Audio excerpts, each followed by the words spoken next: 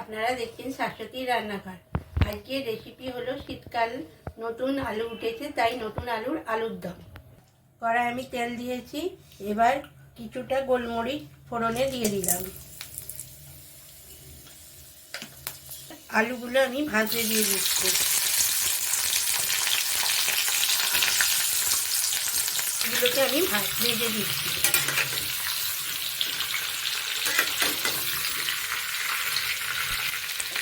এবার আমি এতে রসুন কুচি দিয়ে দিচ্ছি আর কাঁচা লঙ্কা কুচি দিয়ে দিচ্ছি, টমেটোও দিয়ে দিচ্ছি।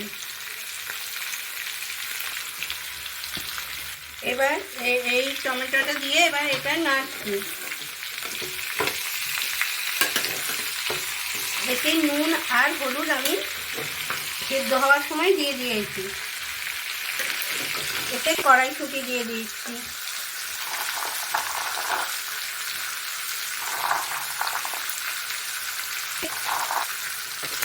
আদা বাটা দিচ্ছি। আদা বাটা দিয়ে একটু নেড়ে নিচ্ছি।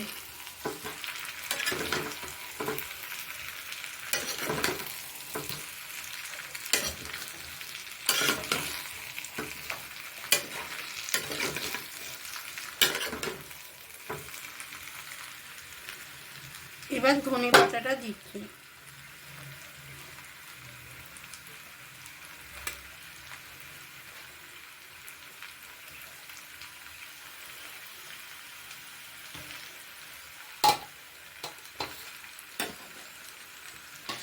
সামান্য একটু জল দিয়ে দিচ্ছি।